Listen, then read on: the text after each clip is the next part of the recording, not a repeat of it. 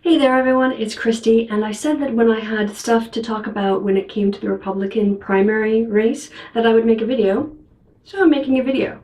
I had intended to start this week off just talking about Jeb Bush's ad spending because that was really interesting. And then Bloomberg came out with some focus group results from Ohio and New Hampshire on the Republican side and the Democratic side, but we're going to focus on the Republicans. And that was fascinating.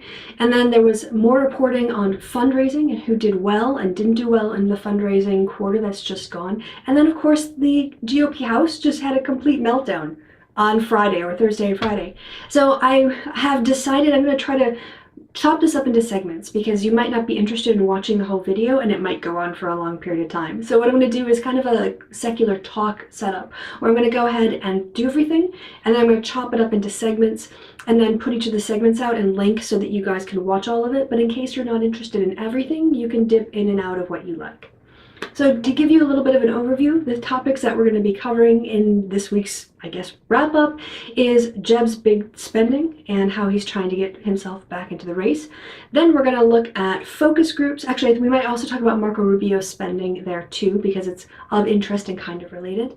Then the next bit is going to be on the focus groups and my personal experience with doing focus group research into British elections, 3 British elections now, actually, and what I see in the data that I flag up as being kind of important for the candidates, and I want to give you that insight. Then the last segment is I just want to talk a little bit about an announcement from Gallup, the polling agency, and their plans for the 2016 race, and then talk a little bit about my take when it comes to what's happening with inside the GOP right now. So it looks like it's going to be about 3 videos, so let's get started with the first. Jeb Bush is in trouble, pretty serious trouble, and he's trying to use the money that he's gathered to get himself out of trouble. And we're going to look now at some of the spending that's been booked for the coming weeks and months, actually even leading up to the primaries. On this slide, you'll see the lists of the groups that have paid, where they bought it, and for how much ad time that they purchased. And what you should look at is also where they're spending money. So where a candidate spends money tells you a little bit about where their priorities are and where their strategy is. And we can see from looking at this slide, it's the pro-Jeb super PAC that's spending the most money, and it's dropped almost $2 million in advertising in Iowa, New Hampshire, and South Carolina. We can tell from this that Jeb Bush is not doing a sort of a one-state strategy. He could, in theory, he doesn't have really a chance of probably winning Iowa, to be honest. But he can't also fall so far behind that it looks humiliating. So he, as the sort of the guy who should be the front runner, he is going to have to spend a lot more money just to maintain a credibility because of the expectations. So you're seeing his super PAC here spend money in the first 3 primary states, where you'll see other candidates don't engage in that strategy. After Bush, the next largest amount was a pro-Rubio campaign, and they're buying in Iowa, New Hampshire, and South Carolina almost $700,000 worth of advertising.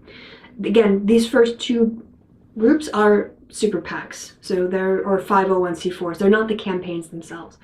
The first actual candidate who's spending candidate money is Hillary Clinton. Then you've got a pro-Christie super PAC playing in New Hampshire and a pro-Kasich super PAC playing in New Hampshire. This shows you, again, that both Christie and Kasich, 2 establishment candidates, really are pinning their hopes on New Hampshire to maintain their viability because they're not doing well with evangelicals in Iowa or South Carolina.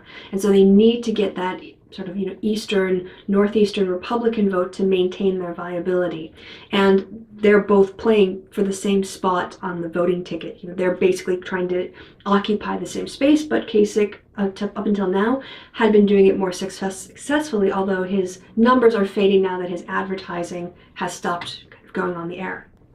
Then you've got a pro-Martin O'Malley super PAC, which is playing in Iowa. The Club for Growth, which is airing anti-Trump ads in Iowa. That seems like a waste of money to me. Then Bobby Jindal's super PAC has dropped some money, it doesn't say where, and Larry Lessig, who's also spending in Iowa. And here you can see again, just to wrap it up, that Bush and Rubio have more of a national strategy, whereas Kasich and Christie have very local strategies, and that's because of the constraints on their money and their machinery and their message, I would say. Let's quickly look at how much has been spent so far. And remember, the races don't even take place until next February. Bush has already spent $7.3 million, mostly from his super PAC. The next larger spender is Team Kasich, and you can see here again, they're targeting New Hampshire. Team Rubio is in third place in terms of its spending, then Clinton is in fourth. Chris Christie is really trying to get New Hampshire, either between his super PAC and his campaign spending. And Bobby Jindal, again, is spending all his money in Iowa. That's the best opportunity he has, and that's not even really good. There's a phrase about generals who fight the last war, and I feel that's very much what the Bush people have done in 2016. They're very much fighting the 2012 race, not the 2016 race.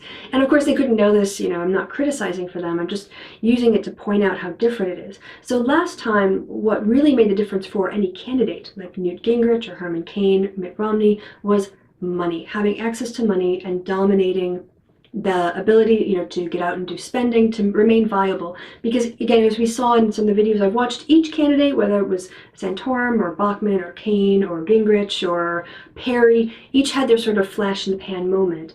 And if they didn't have enough money to capitalize on that, they couldn't really make anything out of it. So Newt Gingrich actually did it twice. I think he managed to bounce back at some point. But it really came down to money. And that's what the Bush people have planned on. They had a whole campaign of shock and awe. Do we all remember this phrase? In his fundraising, Jeb was just going to blow everybody out of the water by coming in with his big bank account and putting it down on the table and going, right, who wants to take on my big money machine? And what turned out to be the case is that voters this time have candidates that they really like, that are alternatives to Jeb Bush. And it kind of doesn't matter how much money he raises, because money can't buy, well, political love, or in this case maybe personality. This is from Politico back in February of 2015, so just, not that long ago. Bush's team hit the phones and emails with what some have called a shock and awe campaign that could raise between $50 and $100 million by the end of the first quarter of the year. Indeed, by the end of the quarter, Bush's team believes many would-be competitors will have joined Romney on the sidelines, unwilling or unable to compete with the Bush juggernaut, while the candidate has been freed up to address many serious questions about why another Bush is the best solution to the nation's problems. An answer he has yet to provide. If Jeb's plan was to raise a ton of money, bully people out of the race with his bank account, and then create a space where he could talk about why he should have his job, let's see how that worked out for him. Here's a chart taken from the Real Clear Politics average of polls, and as you can see, in February, about the time that this article came out, Jeb was at 16.4%, dipped down a little bit, and this is the first of every month, that's going back to February. He peaked in April when he was at the top of his shock and awe game, and it's been downhill ever since. In May, he was at 15, June 14.8, back at 15 in July, dropped to 12.2 in August, and then really the downward slide of 9.5, and in the October 1st results, 9% support. I've also given you the most recent information that I had, yesterday when I made these slides, about the race in Iowa and New Hampshire, just to get you a sense of where he has to spend money in order to get his support up. So I don't think I have South Carolina on here because, again, that's a pretty small sample to work with. But as you can see, in Iowa, he's in sixth place, after Marco Rubio, Ted Cruz, and Carly Fiorina, and Carson, with Trump still leading. Even with his big dip, Trump and Carson are still way out ahead.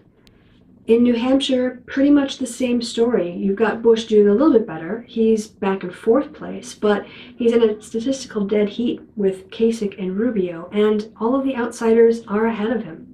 Related to fundraising is the news that the candidates had to turn in their reports at the end of September, and newspaper reporters now are going through those financial documents and looking at the strengths of each of the candidates in terms of their fundraising ability.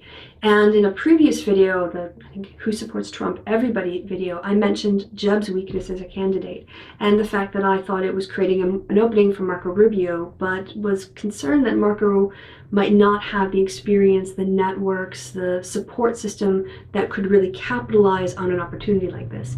And another example of his weakness can be seen in the fundraising reports that have just come out. Ben Carson took in the most. He took in $20 million in the third quarter. He outraised Ted Cruz and Marco Rubio, which is pretty impressive considering the guy's never been elected to office, doesn't have the kind of party networks that these establishment types do. And his money, I would suspect, is mostly coming from smaller donors in a larger proportion to, say, Jeb Bush's fundraising money. Ted Cruz brought in basically twice the amount of Marco Rubio, who only brought in $6 million. And I think that in the article they mentioned that he's now got about $11 million on hand. But in all honesty, if you're Marco Rubio and you want to make the play to take over the position of Jeb Bush for the establishment candidate, and you're getting out fundraised by a guy who's never held public office, it really shows you where the base is. And the base is not with the establishment.